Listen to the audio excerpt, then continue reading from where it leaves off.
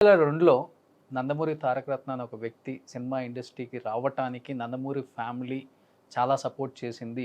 ఎందుకు అనే దానికి కూడా చాలా మంది చాలా ఆన్సర్స్ చెప్పారు నాకు. జూనియర్ ఎన్టీఆర్ గారిని ఫ్యామిలీ ఎప్పుడు యాక్సెప్ట్ చేసిందో ఎంటైర్ తెలుగు ప్రజలకు తెలుసు. అవును.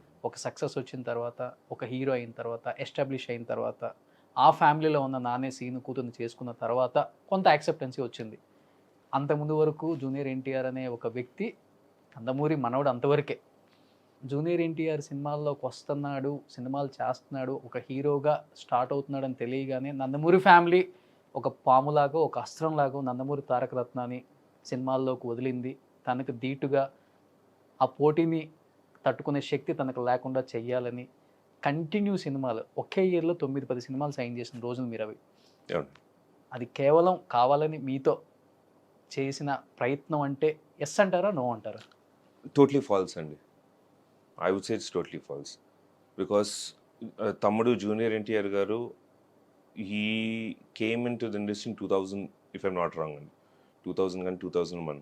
దాని తర్వాత నేను రావటం జరిగింది. అప్పటికే ఆది లాంటి పెద్ద హిట్లు ఇచ్చేశారు తమ్ముడు. అంటే అప్పుడు ఏమనుకున్నారంటే సరే తారక రత్నం ఎందుకు వదిలారంటే పోటీగా వదిలారు. See I would feel competition junior NTR competition కాదా మీరు? లేదండి. I never feel that. Because ఈ రోజుకి is in another league అండి. Is a great artist. Is in another league. ఏదైనా కూడా వీఆర్ ఆల్ నందమూరి క్లాన్స్ అండి. నందమూరి బిడ్డలం. ఈరోజు ఫ్యామిలీ పేరు నిలబడతానంటే is one of the reason అండి. Because is gone to that thing. ఆయన యాక్టింగ్ కానివ్వండి, నందమూరి ఫ్యామిలీని ముందుకు తీసుకెళ్తాం కానివ్వండి. సో మీరు అడిగిన క్వశ్చన్ ఏంటంటే ఆ రోజు ఆయనకి కాంపిటీషన్గా లాంచ్ చేయడం అనేది తప్పండి. That was my dream. నేను హీరో అవ్వాలని, నేను సినీ ఇండస్ట్రీకి రావాలనేది నా కళ.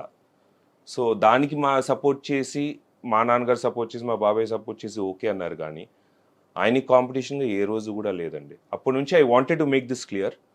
అండ్ అప్పటి నుంచే జరుగుతూనే ఉంది 2002 నుంచి ఏంటిది కాంపిటీషన్గా లాంచ్ చేశారు అని. దట్ ఈస్ టోటలీ ఫాల్స్ అండి. ఈ స్టేట్మెంట్‌ని మీరు ఫాల్స్ అంటారు. ఫాల్స్ అండి.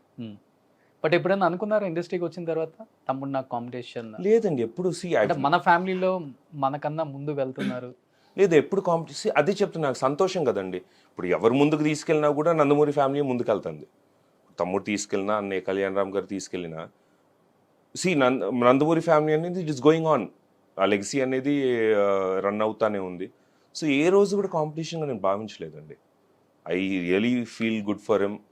ఒక తమ్ముడుగా is doing really well. Success కానివ్వండి, ఒక అన్నయ్యగా really feel good for him అండి. ఆన్ స్క్రీన్ జూనియర్ ఎన్టీఆర్ పక్కన పెడితే ఆఫ్ స్క్రీన్ తమ్ముడు ఎన్టీఆర్తో ఎలా ఉంటుంది? తారక రత్న గారికి బాండింగ్ అంటే ఏమని చెప్తారు? We have a very good bonding అండి. చిన్నప్పటి నుంచే we have a very good bonding.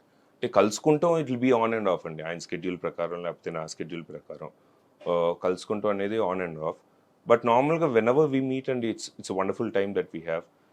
Nothing special అండి. అంటే జూనియర్ ఎన్టీఆర్ కలిస్తే ఇలా ఉంటుంది, అలా ఉంటుంది. We have a normal brother and brother relation అండి. ఉన్న బ్రదర్స్ ఎలా ఉంటారో, నేను కానివ్వండి, కళ్యాణ్ అన్నయ్య కానివ్వండి, జూనియర్ ఎన్టీఆర్ గారు కానివ్వండి, అలాగే చైతన్య కానివ్వండి, జానకిరామ్ అని we had a wonderful time అండి. ఎప్పుడు కలిసినా కూడా, ఫంక్షన్స్లో కలిసినా కూడా కూర్చుని సరదాగా మాట్లాడుకుంటూ, జోక్లు వేసుకుంటూ we have a wonderful time అండి.